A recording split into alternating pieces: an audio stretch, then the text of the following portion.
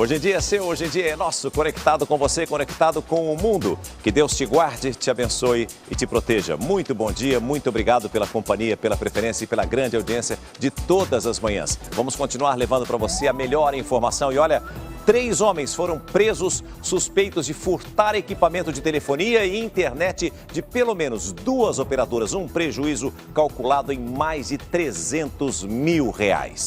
São esses equipamentos que fazem o sinal de celular e internet chegarem até o seu aparelho. Eles deveriam estar conectados a antenas de transmissão, mas foram furtados. Foi o que descobriram investigadores da 10ª Delegacia de São Paulo, na Penha, Zona Leste. Nós tínhamos uma informação sobre uma quadrilha que estaria subtraindo objetos eletrônicos do interior e trazendo para a capital, para venda aqui.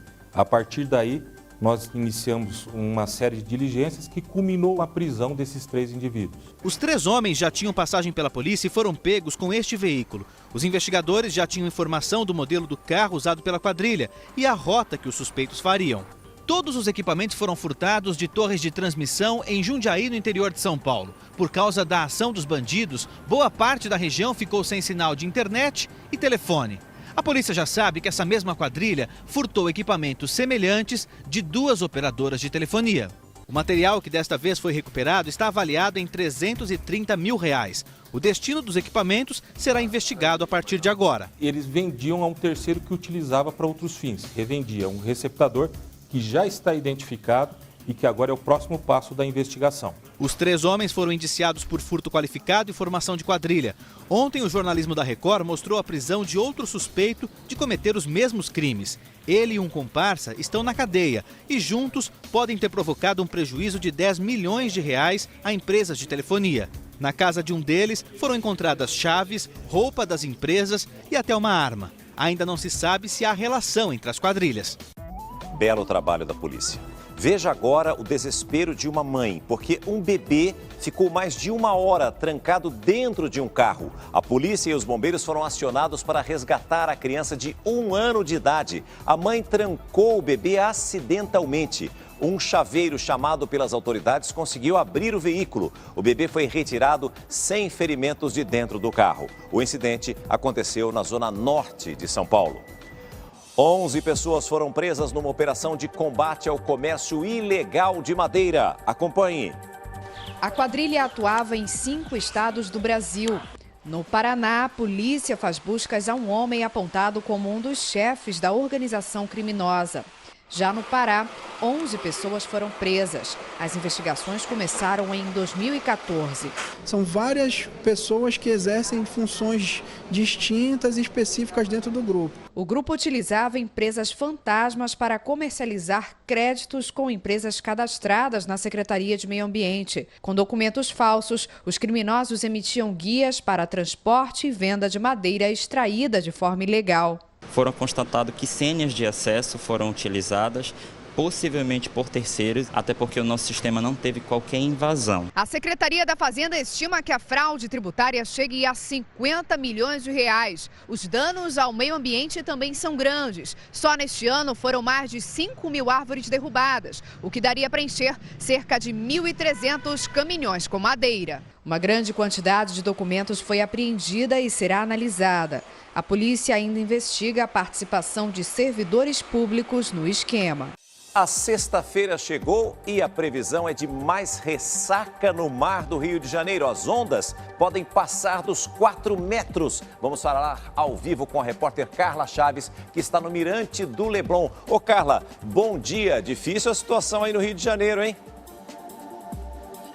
Bom dia, César. Bom dia a todos. Olha, as pessoas estavam duvidando aqui que a frente fria ia chegar mesmo, mas ela chegou com tudo. Tá friozinho e a ressaca continua até pelo menos hoje à noite. Bom para os surfistas, olha, que estão aproveitando este período de mar com ondas para surfar aqui pertinho do Mirante do Leblon. Tem inclusive um corajoso que está surfando só de bermuda. Imagina a temperatura na água. A orientação dos bombeiros, claro, é que os banhistas fiquem bem longe do mar. Em relação à temperatura, nesta madrugada teve recorde, 15,9 graus registrados registrados, a menor temperatura durante o ano. Para hoje, a previsão é de tempo instável, isso, aliás, durante todo o fim de semana, com máxima de 22 graus. Aliás, César, para quem está em São Paulo pode pensar, mas 22 graus não é tão frio. O problema é que Carioca está acostumado com 40 graus, né? Aí bate esse ventinho gelado, a gente já fica todo agasalhado, né, César? Sem dúvida, Carla. E você percebe que realmente os surfistas não estão seguindo a orientação dos bombeiros de não ter a frequência no mar, né? Além da ressaca, das ondas fortes. Você vê que eles estão praticando surf bem perto de uma pedra enorme, o que sem dúvida pode provocar aí um acidente fatal. Carla, muito obrigado, uma ótima sexta-feira para você, para todos os nossos amigos cariocas aí no Rio de Janeiro, que nos prestigiam sempre com uma grande audiência. E olha, por falar em ressaca, o Porto de Santos voltou a operar depois da forte ressaca do mar aqui no litoral de São Paulo também. Uma fila de navios se formou em alto mar à espera de autorização para poder atracar. Por causa do mau tempo, o maior porto da América Latina fechou por mais de 30 horas. Uma das mais demoradas paralisações já registradas na história do Cais Santista. A navegação foi suspensa por medida de segurança. Por causa da ressaca, 19 navios não tiveram autorização para entrar ou sair do porto. O atraso nas operações causou prejuízos, estimados em mais de $1 milhão.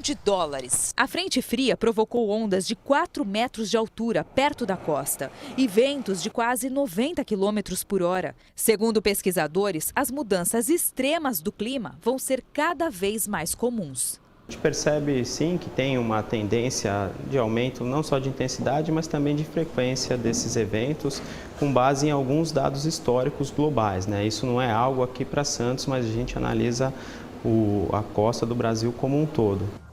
Carioca, achando que 15 graus é muito frio, 20 graus também, a sensação térmica é terrível, né? Aqui em São Paulo, muita gente achando que está fazendo frio demais. Nós mostramos ontem que até no Mato Grosso o pessoal está reclamando do frio. Agora, a sensação térmica na Serra Catarinense foi de 20 graus abaixo de zero, segundo os meteorologistas. Na cidade de Urupema, as árvores estão cobertas de gelo. Durante a noite, ruas praticamente desertas no centro de São Joaquim. Só os turistas encaram este frio de rachar. É bom, é gostoso. Mas é muito frio, congelante mesmo, né? Sair de casa cedo para a escola ou para o trabalho é um desafio nesta época do ano. Ixi, tá complicado, cara. É difícil. Friozinho, de gelar as mãos cedo o dia aí. Muito frio, cara. Você 3 calças, 3 blusas para aguentar. Quando o dia amanhece em Urupema, árvores e arbustos estão cobertos de gelo. O fenômeno ocorre quando uma neblina atinge o solo e as gotinhas de água congelam. E não é só sobre as plantas. Olha só a quantidade de gelo que ficou aqui nessa tela. A gente passa a mão, cai bastante gelo. E aqui também no portão, olha só. Vou tirar um pedaço aqui, ó. Tudo congelado. O frio é tão intenso que a água que escorre pelo morro também congela e praticamente forma esculturas. Esta paisagem gelada é a matéria-prima perfeita para fotógrafos, amadores e profissionais. Achei muito bonito, lindo. Eu amo frio, então para mim é um presente, né, estar aqui. Esta é a primeira onda de frio do ano no sul do Brasil e veio logo depois do calor da semana passada. Em poucos dias, a temperatura caiu mais de 20 graus. Isso porque, oficialmente, o inverno ainda não chegou. Mas, independentemente do frio, não é? Nada pode ser mais caloroso e maior do que o amor de uma mãe. E uma mulher de Goiânia deu à luz 5 bebês depois de tratamento de inseminação artificial. Acompanhe. O pai, orgulhoso, conta como a família cresceu, 4 meninas e um menino. Fernando Filho, o menininho. As menininhas são Giovana, Helena, Heloísa e Lavínia. Shirley e Fernando fizeram tratamento para engravidar. Uma gestação assim de quíntuplos é rara até nesses casos. Os bebês nasceram muito pequenos, pesam entre 500 e 900 gramas. Segundo os médicos, a situação é delicada, mas eles têm boas chances de sobreviver.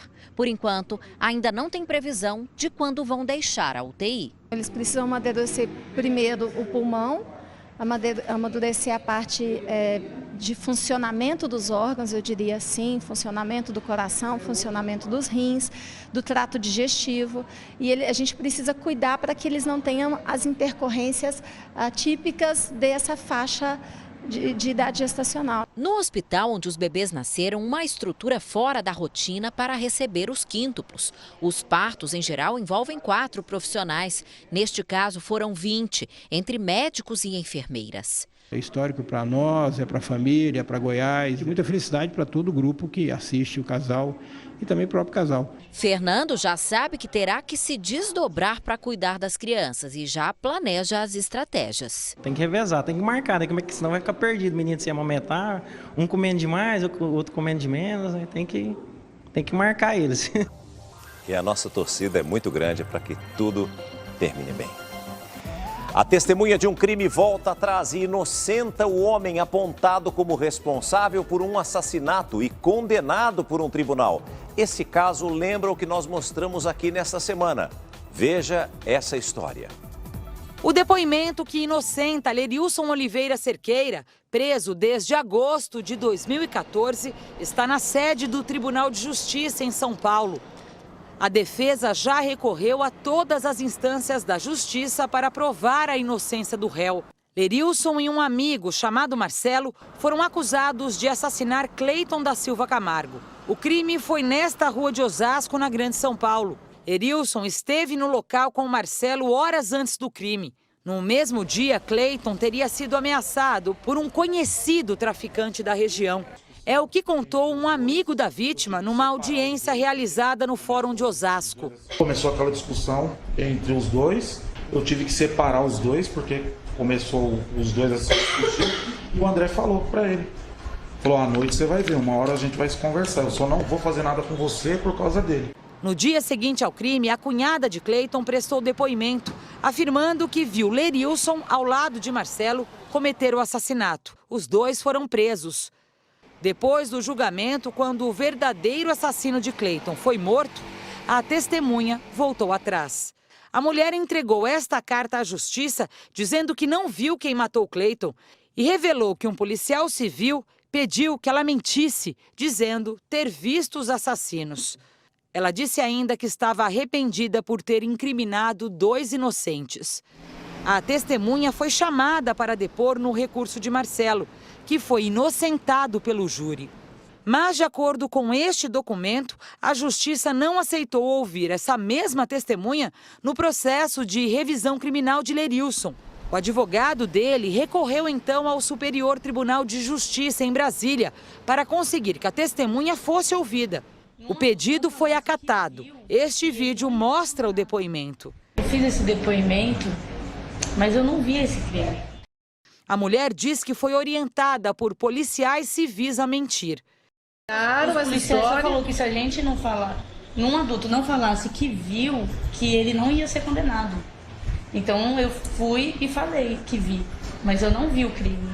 Mesmo com o depoimento inocentando Lerilson, ele não foi solto. De acordo com a juíza responsável pelo caso, ela não poderia soltá-lo.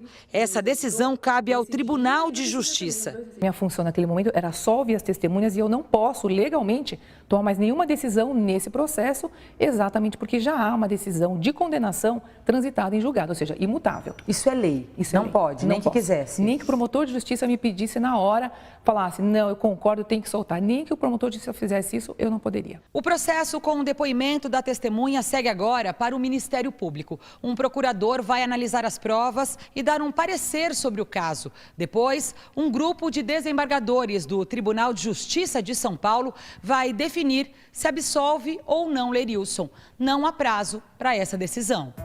Que história, hein? 2 faixas que alertam sobre um homem que estaria atacando mulheres assustam moradoras. Com medo, algumas até já mudaram a rotina. As faixas chamam a atenção e fazem um alerta às mulheres. Elas devem ter cuidado, pois há um homem mal intencionado rondando a região. Uma pessoa do predinho que foi atacado num domingo de manhã e que, se não fosse um casal caminhando, teriam pego ela. As duas faixas estão na entrada do bairro Sapucaias, em Contagem, na região metropolitana. A partir das 6, eu, por exemplo, não passo aqui mais. A gente corre perigo aqui muito, principalmente nós mulheres. Nós procuramos a polícia militar, mas ninguém quis gravar a entrevista. Apesar de não existir a confirmação dos abusos, a faixa tem mudado a rotina de alguns moradores. Mariana raramente sai de casa sozinha. Com medo, pede à mãe que a acompanhe sempre que pode. Agora minha mãe vai ter que me buscar e levar da escola, porque eu estudo à tarde. Depois dessa faixa, andar sozinha aqui não dá. Não dá mesmo. Até os homens ficaram preocupados. Este comerciante tem alertado as clientes sobre os riscos de andar na região. Todo mundo que vai na minha loja de bicicleta, eu já alerto e falo sobre isso. Olha, preste atenção nessa história. Um advogado e uma professora foram presos suspeitos por pedofilia. Você vai entender a relação entre eles e todos os detalhes dessa história terrível dentro de instantes, porque agora a Ana Hickman tem um recado para você. Com relação àquela história que eu estava dizendo antes, preste atenção. Um advogado de 63 anos e uma professora foram presos suspeitos de pedofilia. De acordo com a polícia, a educadora, que trabalhava em uma creche, escolhia as vítimas e oferecia ao idoso em troca de dinheiro. O desabafo de quem confiou na pessoa errada. Eu tô enojada. Eu não sei o que pensar. A mulher que prefere não aparecer é dona desta creche em Duque de Caxias, na Baixada Fluminense. O local atende 25 crianças por dia e tem 5 funcionárias. Uma delas foi presa. Segundo a polícia, a professora Tatiana Mara Carvalho Araújo abusava dos alunos com idades entre 1 e 4 anos. Investigadores descobriram que a funcionária agia no banheiro, uma estratégia para não ser vista pelas outras professoras e pela dona da creche. A mulher fazia fotos e vídeos das crianças nuas. O material tinha um destino: um homem apontado como pedófilo. O suspeito é Roberto Malvar, um advogado de 63 anos. Ele foi preso em casa, na zona norte do Rio. Estas imagens, feitas por um cinegrafista amador, mostram a ação dos agentes da Delegacia da Criança e do Adolescente Vítima, a DECAV. Dentro do imóvel, os policiais encontraram material pornográfico envolvendo crianças, entre elas meninas e meninos do Espaço Infantil de Duque de Caxias. A professora trabalhava na creche há cerca de 3 meses. No entanto, a amizade dela com o advogado era bem mais antiga. Segundo a polícia, os dois se encontraram em 2007 neste motel da Baixada Fluminense. Tatiana trouxe uma menina de 9 anos na época, a própria enteada. Em seguida, ela ofereceu a criança a Roberto e fez imagens dos abusos. Recentemente, o material chegou às mãos desta delegada através de uma denúncia anônima. Ela conseguiu, então, identificar o advogado e, em seguida, chegou à professora de 39 anos. O advogado disse que está um pouco confuso, ele não admitiu.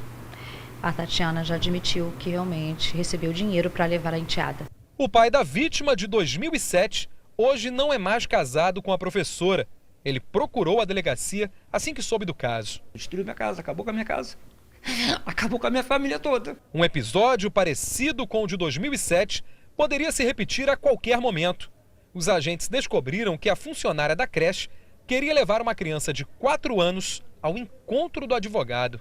A gente está concluindo aqui que eles já estavam num acordo, tá? E ela estava conseguindo já ter a amizade da mãe da menina para poder levá-la até o abusador. A polícia garante que a dona da creche não tem qualquer participação no esquema. Ela se colocou à disposição dos investigadores. Procurei tanto, assim, botar pessoas qualificadas. Eu não sei, não tenho palavra. Eu não vivo sem criança, minha vida toda foi tomar conta de criança. Mesmo assim, pais de alunos foram até a instituição de ensino e pegaram as crianças mais cedo nesta quinta-feira. Pelo boato que está rolando já no bairro. desse aliançamento do negócio de criança aqui, então a gente veio buscar ela. Em determinadas situações e casos como esse, eu prefiro não comentar. O Ministério Público do Rio de Janeiro apura suspeita de interferência do secretário de Turismo na contratação do consórcio que construiu a ciclovia que desabou. As empresas envolvidas pertencem a familiares dele.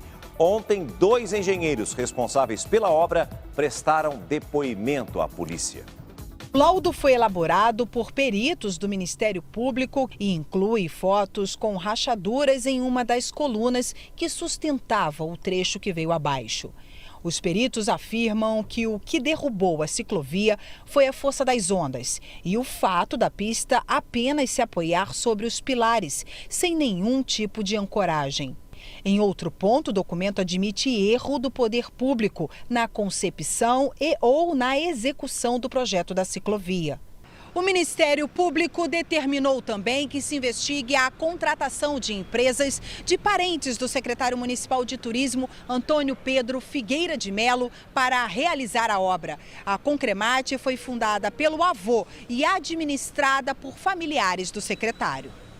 Além de Antônio Pedro, também vão ser investigados o ex-presidente da GeoRio, Márcio José Mendonça Machado, e 5 integrantes da comissão que vistoriou a construção da ciclovia. Na investigação da Polícia Civil, foram ouvidos pela primeira vez 2 engenheiros da GeoRio, responsáveis pela vistoria e aval da obra. Em nota, o secretário Antônio Pedro Figueira de Melo disse estar à disposição do Ministério Público. Ele alega que não tem qualquer relação com a empresa, além do parentesco. Um cãozinho não sai da porta da casa onde morava. Ele espera pelo retorno do dono, que faleceu há quase um mês. Romerito é um vira-lata que mora nesta vila no Meier, na zona norte do Rio. O cachorro vive triste e quietinho, próximo à casa do dono. O problema é que ele morreu no início do mês e Romerito continua lá, no mesmo lugar, esperando o dono retornar. A história sensibilizou os vizinhos, que resolveram adotá-lo. Dona Maria é feirante e sempre quando pode, dá atenção ao cãozinho. Ele é muito bom, ele é doce, ele agora não chora mais, dorme a noite toda. Já tentei botar ele lá na varanda, mas ele não quer ficar lá dentro. Segundo os moradores, o cachorro conviveu com o dono por mais de 10 anos e não tinha família. Agora, são os vizinhos que dividem as despesas com comida e remédios. Dona Maria não quer que ele vá embora. O animal se apegou ao marido dela. Estou providenciando uma casinha para ele, sabe por quê? Se tirar da gente, acho que ele morre. Uma história que começou triste, mas que tem tudo para terminar com um final feliz para o cãozinho Romerito. Ana Hickman, só quem já teve ou tem um cachorro é que sabe entender essa fidelidade canina, não é? Fidelidade, lealdade, amor. Um bichinho como o Romerito que a gente está vendo agora, ali 10 anos junto com o dono dele, com certeza está sentindo muita falta do dono, do companheiro, do amigo, da família dele. Mas ele teve muita sorte, César, por ter os vizinhos que ficaram mexidos com esse carinho todo do cãozinho com o seu antigo dono e o adotaram, porque nem sempre esses animaizinhos têm um final feliz como o Romerito. Ele vai sofrer mais um pouquinho, mas se ele já se apegou ao marido dessa senhora, vai passar, isso vai passar, essa saudade vai passar. E um outro cãozinho que nasceu sem as patinhas de trás ganhou próteses. 7 semanas depois do nascimento, o filhote foi levado a um grupo de resgate animal. Os cuidadores tentaram colocar um sapatinho para que o bichinho não machucasse as perninhas, mas ele rasgava tudo. Justin então ganhou uma prótese em forma de botinha que o ajuda a se firmar no chão. Depois da prótese, o cachorrinho ganhou até uma família. Foi adotado e vive na Califórnia, nos Estados Unidos. E a Comissão Especial do Senado, que analisa o processo de impeachment, ouve nesta sexta-feira a defesa da presidente Dilma Rousseff. O repórter Alessandro Saturno tem todas as informações direto de Brasília. Os trabalhos aqui no Congresso Nacional começaram bem cedo. Vão falar o advogado-geral da União, José Eduardo Cardoso, o ministro da Fazenda, Nelson Barbosa, e a ministra Cátia Abreu, da Agricultura. Inicialmente, Cátia Abreu não iria falar à comissão, isso porque ela poderá voltar ao cargo de senadora e votar a favor da presidente Dilma assim que o assunto for levado a plenário. Mas a Advocacia Geral da União fez uma análise e disse que não há nenhum conflito. Dessa forma, Cátia Abreu vai falar à comissão a favor da presidente Dilma e vai explicar como é que foi a manobra no orçamento justamente para garantir o Plano Safra. E ontem o clima foi bem tenso na comissão. Os senadores discordaram e houve um atraso no depoimento dos juristas que acusam a presidente Dilma Rousseff. Voltamos ao estúdio do Hoje em Dia. Obrigado pelas informações, Saturno. Agora é impressionante como esse processo de impeachment tem feito os nossos políticos trabalharem, inclusive em uma sexta-feira, né? Impressionante. Aliás, os advogados de defesa da presidente estão atuando neste momento, justamente defendendo a presidente da República. Inclusive, a sessão de ontem da comissão do Senado, que ouviu 2 dos autores da denúncia contra a presidente Dilma, foi bem tumultuada. Veja. A sessão foi tumultuada. Contrários ao impeachment, os manifestantes foram retirados da entrada do plenário. Lá dentro, nova polêmica. Os parlamentares não se entenderam sobre a votação que autorizava a inclusão de documentos referentes aos contratos do Plano Safra ao processo, listados na denúncia como pedalada fiscal. As discussões atrasaram em 2 horas a apresentação dos juristas. Miguel Reale Júnior acusou a presidente Dilma de manipular as contas do governo. Houve um conjunto de obra que vem desde 2014, desde 2013 e 2014, e se diz que houve esses fatos das operações de crédito ocorreram em governos passados, não é verdade? Fazendo de conta que não existiam esses débitos, aliás, não registrados através de uma falsidade ideológica, para se gerar junto à população, junto aos agentes econômicos, a ideia de que havia um superávit primário. O senador Lindbergh Farias questionou o jurista. Isso é um erro básico, conceitual, professor.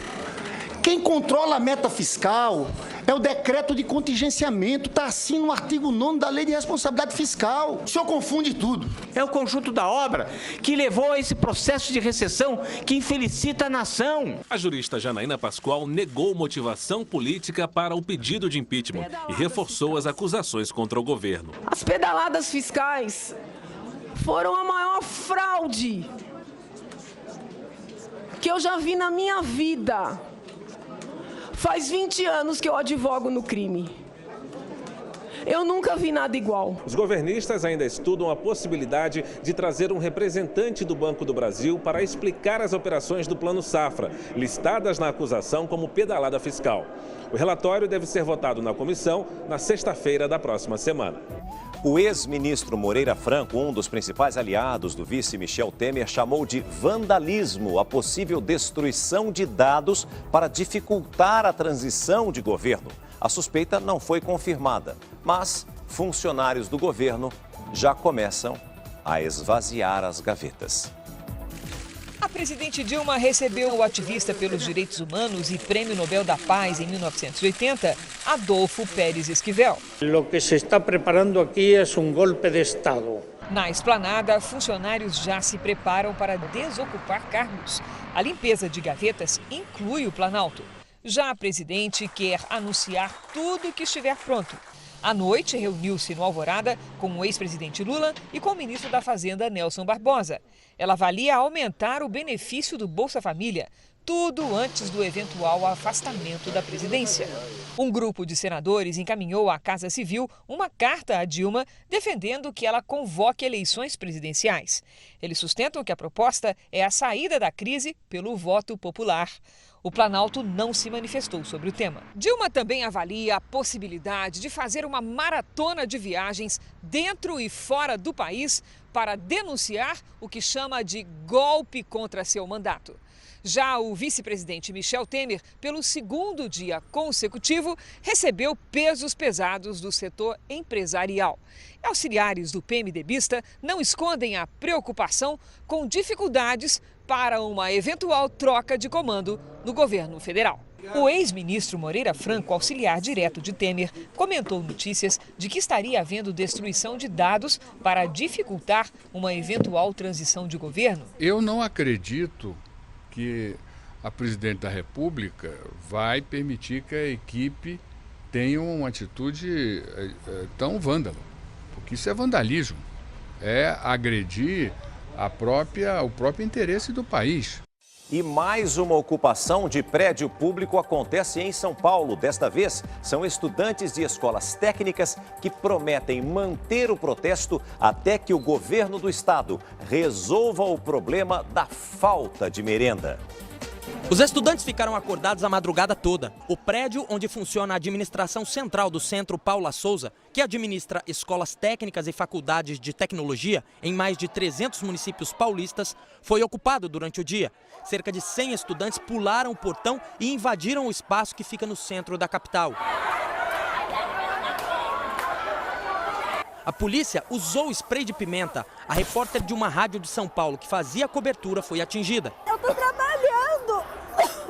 Um dos motivos da ocupação é a falta de merenda nas escolas. Os estudantes também protestam contra o esquema de fraude na compra de merenda escolar, revelado pela Operação Alba Branca. Segundo a polícia e o Ministério Público, a fraude na contratação da merenda soma 7 milhões de reais. Os estudantes disseram que o protesto foi organizado pelas redes sociais depois de várias tentativas de negociação com o governo. Como a gente não tem nada para negociar, a gente não quer negociar se vai ter comida em alguma ETEC ou não. A gente quer a nossa comida, que é comida em todas as ETECs. Uma viatura da polícia ficou do lado de fora acompanhando a ocupação. Os estudantes garantem que enquanto o fornecimento de merenda não for normalizado, eles vão continuar no prédio. O Centro Paula Souza informou que está tomando providências para adaptar as escolas que ainda não oferecem merenda.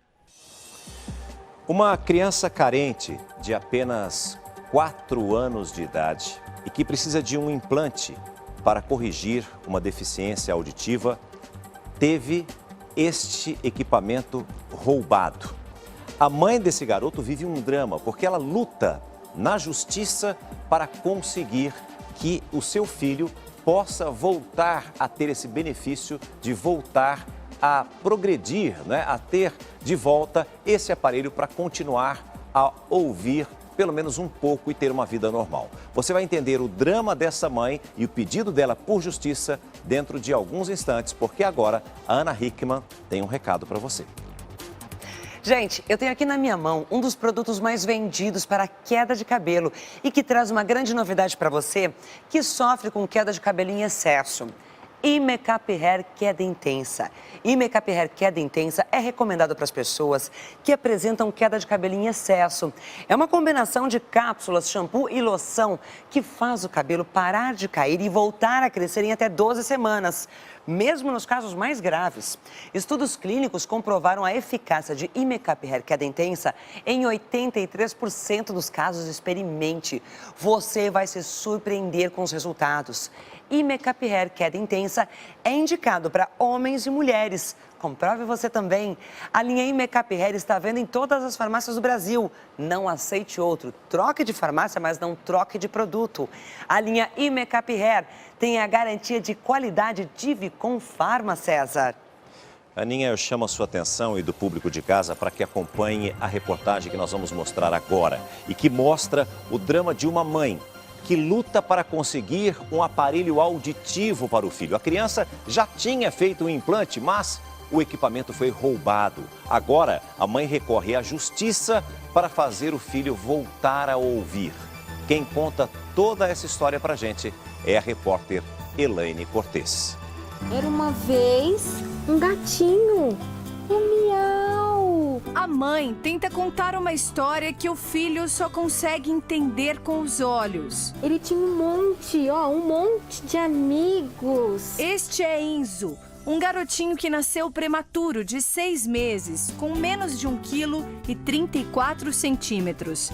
Ele sobreviveu por pouco, mas enfrenta 3 graves problemas de saúde. Por causa disso, ele ficou no hospital por quase 2 meses na UTI, pegou uma infecção hospitalar e teve sequelas. E uma das sequelas foram que ele ficou com uma paralisia do lado direito, teve a lesão de plexo, que ele não estica o bracinho, dobra, uma calcificação no cérebro e perda total da audição. Enzo não escuta, mas tem chances de falar. Aos 2 anos, o menino foi submetido a um implante coclear no Hospital das Clínicas de São Paulo. Um microchip foi implantado dentro da cabecinha do Enzo. Na orelha direita, um aparelho externo se une por um ímã ao equipamento implantado. Desde novembro de 2014, quando foi ativado o aparelho, a gente percebeu assim que ele viu o mundo. Ele observava qualquer som, só da gente chamar Enzo, que é o nome dele, ele já olhar, fica todo assustado assim, falar, não, tem alguém me chamando. A cada 3 meses, uma equipe do HC fazia uma avaliação e aumentava gradativamente o volume do aparelho. Enzo é acompanhado por 5 médicos e uma fonoaudióloga. A evolução era crescente. Estava tudo indo perfeitamente.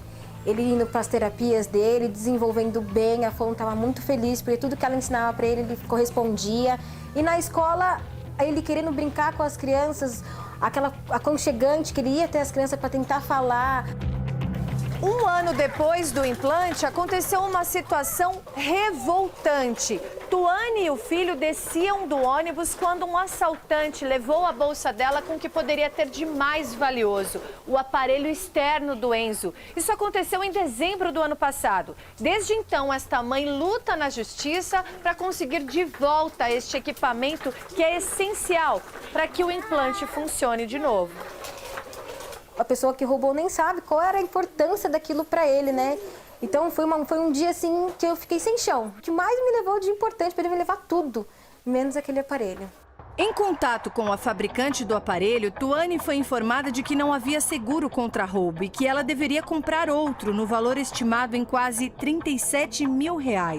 A renda familiar é de 2 salários mínimos, ou seja, R$ 1.760, sendo que R$ 400 por mês são usados só nas despesas médicas do Enzo. A mãe recorreu então ao Hospital das Clínicas de São Paulo. Recorri a várias pessoas, muitas informações, até que eu consegui entrar no HC e eles me informaram que só forneceram um aparelho. Só fornece um e que não ia fornecer outro aparelho. Que aí eu teria que procurar a Defensoria Pública para procurar um outro meio de conseguir. Tuane pediu a ajuda da Defensoria Pública. O processo teve uma resposta da Justiça em 3 dias. A decisão foi de que o Hospital das Clínicas de São Paulo deveria fornecer um novo aparelho ao garoto em 1 mês. O prazo esgotou em 18 de janeiro e até agora nada. Ligo no hospital na parte jurídica, que eles falam que eu tenho que ligar na parte jurídica, e a pessoa que me atende fala que não vai passar informação para mim porque eu sou pessoa física, eu não sou pessoa jurídica. E o que me agonia muito é que estava indo muito bem, estava indo perfeitamente, e agora parou, porque não escuta, não está tendo aquele desenvolvimento que estava tendo antes. Muito bom. Esses vídeos registrados em casa mostram as reações de Enzo depois do implante. Tudo, muito bem. Ele responde aos estímulos, percebe os sons, ensaia as primeiras sílabas. Tá ajudando a mãe? Hoje, Enzo completa 4 aninhos. Parabéns pra você nessa data querida. E o maior presente para este menino seria ouvir os parabéns, que por enquanto só sente que são para ele.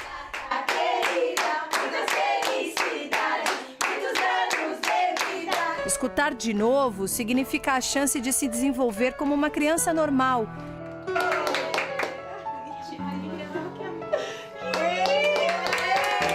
Entender as histórias que a mamãe insiste em contar.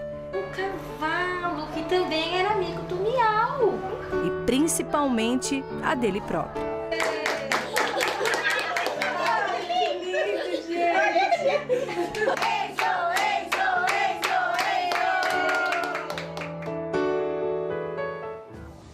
Em nota, o Hospital das Clínicas informou que o equipamento já está em processo de compra. Renata Alves, mesmo com uma decisão judicial já desde janeiro, mesmo assim, a mãe não recebe o aparelho e o Enzo fica sem poder ouvir. César, um aparelho que faz toda a diferença na vida dessa criança, né? Mas que bom que já está sendo fabricado, o Enzo vai receber de volta. É um grande presente que ele precisa e eu tenho certeza que essa mãe vai contar grandes e belas histórias para o pequeno Enzo. É só agora uma questão de tempo, mas tomara que isso seja resolvido o quanto antes, César. Veja agora que absurdo! Cerca de 50 servidores de um hospital municipal no Paraná receberam doses de insulina no lugar de vacina contra o vírus H1N1. A direção do hospital disse que a enfermeira confundiu as ampolas.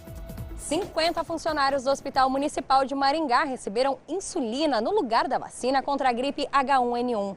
Minutos depois do erro, a própria enfermeira responsável pela aplicação informou o engano para a Secretaria de Saúde. Com esse evento, os funcionários tiveram que parar de trabalhar para ficarem sob observação. A dose de insulina aplicada nos funcionários equivale a 50 unidades. Uma quantidade alta que pode levar a desmaios em quem não possui diabetes. Terá um efeito de hipoglicemia, né, já que foi uma insulina que foi aplicada. Essa hipoglicemia, como era uma insulina de liberação lenta, ela não teve nenhum efeito nesse momento inicial. E eles estão todos em observação para ver se há alguma reação, ou vai haver alguma reação, mas por enquanto nenhum deles estão em reação, estão todos bem. Segundo o secretário de Saúde, as vacinações seguirão acontecendo, agora com todos os cuidados necessários. Foi aberto já um inquérito administrativo onde a gente possa descobrir o porquê que ocorreu esse problema e a funcionária está afastada de suas atividades por enquanto.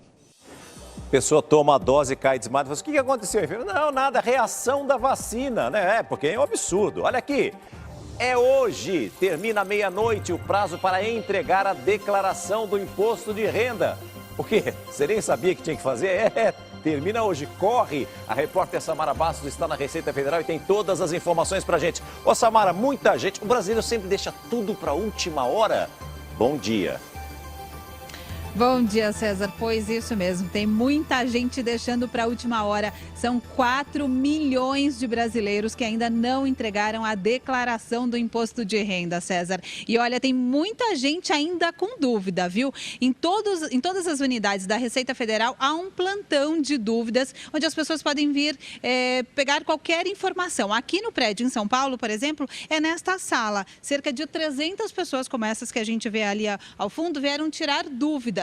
Mas a gente convidou o Walter, que é supervisor regional do imposto de renda, para ajudar quem está em casa e também deixou para a última hora. Walter, bom dia. O que as pessoas têm que observar na hora de preencher esses formulários e dar o enviar ali?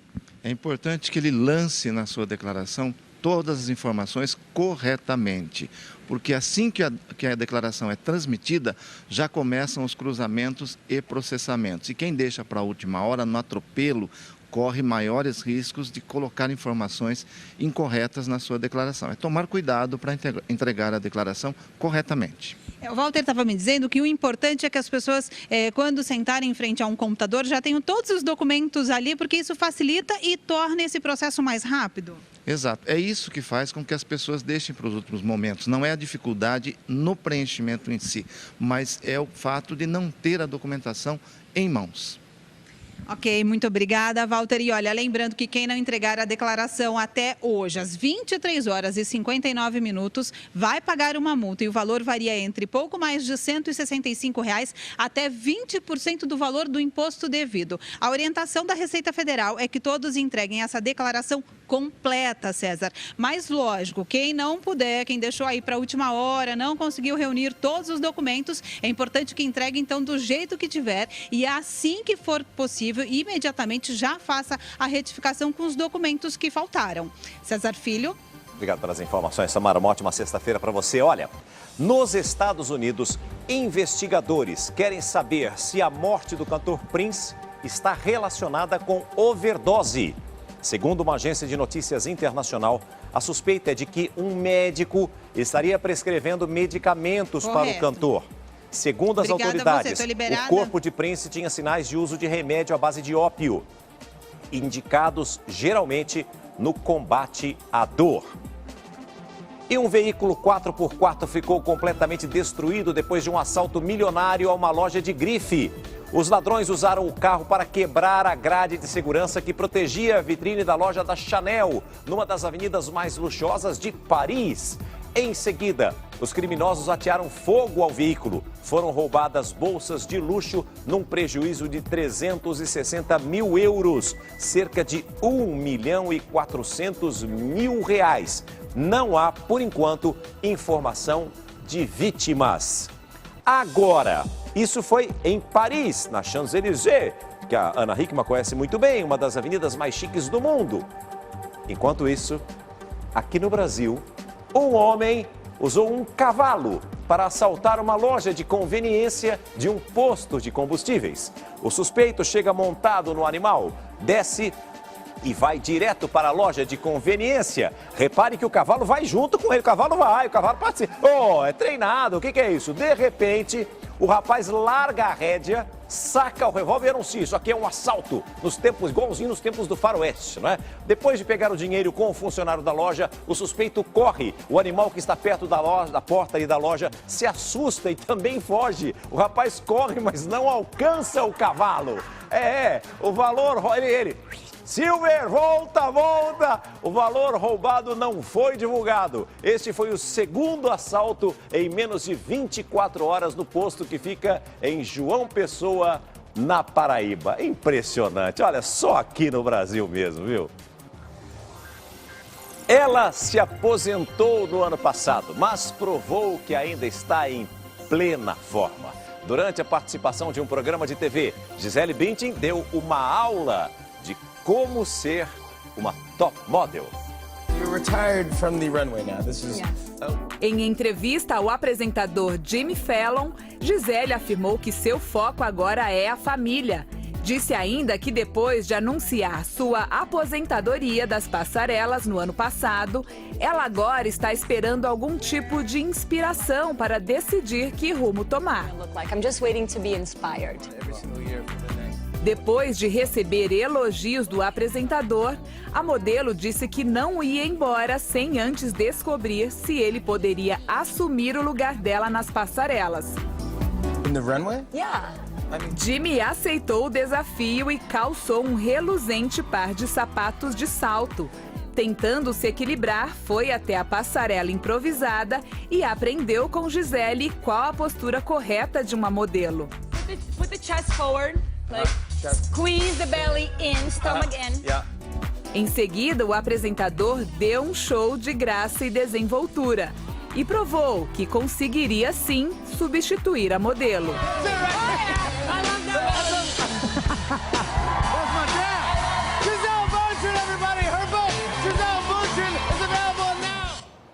Gisele Bündchen. É difícil falar, né? Gisele Bündchen, né? É difícil falar. Americano fica difícil de conseguir falar. Agora, César Filho, vem cá, que história é essa que você quer todas nós mulheres reunidas nesse momento? Que notícia é essa que você vai dar, hein? Pelo seguinte, Renatinha, tem uma novidade no mercado que eu tenho lá minhas dúvidas. Eu não sei se as mulheres vão gostar ou não, mas vai ajudar, de certa forma, as mulheres a ficarem com as unhas dos pés em dia, sem perder.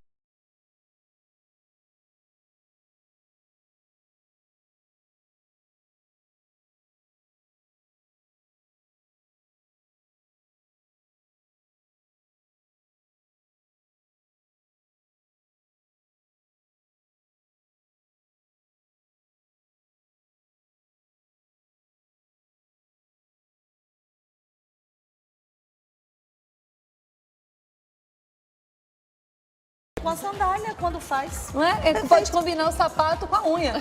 Chique, boa, Renatinha. Gostei, você não gostou, né, amiga? Não, gente, desculpa. Acho legal uma novidade, tecnologia, mas já pensou uma unha com chulé? Mas é para uma emergência, Ana, não é emergência. Um dia sim, você precisa, eu acho que ajuda. Isso. Agora, olha, preste atenção nessa notícia.